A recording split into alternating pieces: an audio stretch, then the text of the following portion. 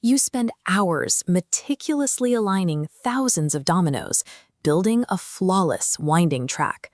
The overall design is a masterpiece, but as you lean in to place the final block, your sleeve accidentally brushes the edge, clipping the last piece, and the entire arrangement crashes down. That specific error, getting the broad structure right while sabotaging the result with one tiny detail, is a common hurdle in professional communication. Articulating this big picture right, small detail wrong scenario requires a specific set of linguistic tools. This isn't usually a failure of logic. The person understands the overarching framework. The disconnect happens when they try to translate that broad understanding into a precise, targeted action. Without specific vocabulary to describe this exact type of failure, a critique often sounds vague.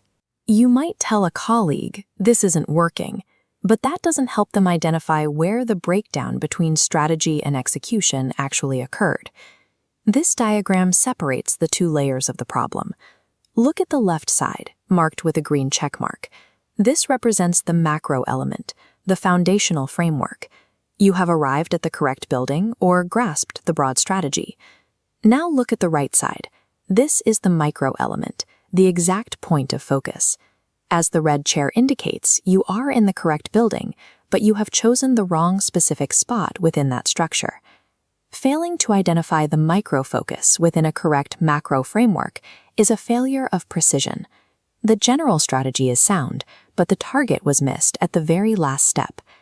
In a professional setting, this scenario is described by the idiom, "right church, wrong pew." The literal components of the phrase map to the logic we just established. You are in the correct general domain, the church, but you have missed the specific point of focus, which is the pew, or the long bench where you are supposed to sit.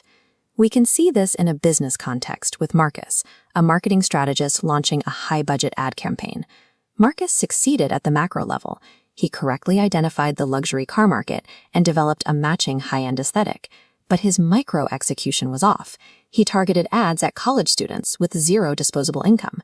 His manager pointed out the error: right branding, wrong audience. Using this idiom in an office environment allows you to validate a colleague's high-level understanding before you pivot to the specific tactical mistake they made. While church and pew works for a boardroom, it can feel formal for everyday life.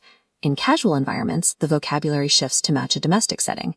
Now let's look at the domestic synonym, right house, wrong bed. This phrase mirrors the church idiom's logic, but uses home-based terminology to describe the same error of misplaced focus. Take the example of Elena, an international traveler navigating a large airport hub. Elena achieved macro success, arriving at the correct airport with plenty of time. Her foundational logistics were sound, but she made a micro error, walking to Terminal 4 when her ticket clearly listed Terminal 1. Right house, wrong bed. Choosing the right idiom for the right environment is key.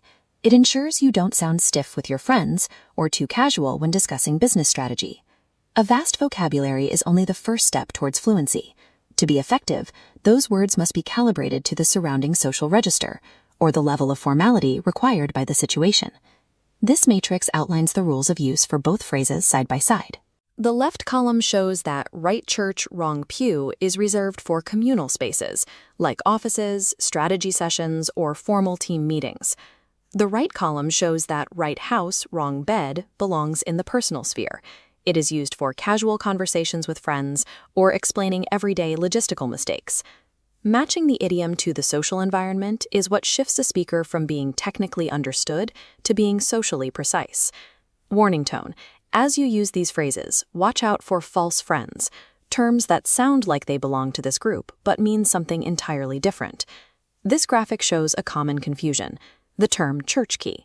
It's not a metaphor for being lost. It is a literal name for a physical tool used to open bottles, named because the handle once resembled an old-fashioned door key. This quick reference guide summarizes the three terms. Targeted communication depends on aligning the structural idea with the specific detail, while avoiding literal traps. Precision in English comes from selecting the specific linguistic tool that fits both the technical error and the social setting. Knowing the definition is a start. Knowing when to deploy it is mastery.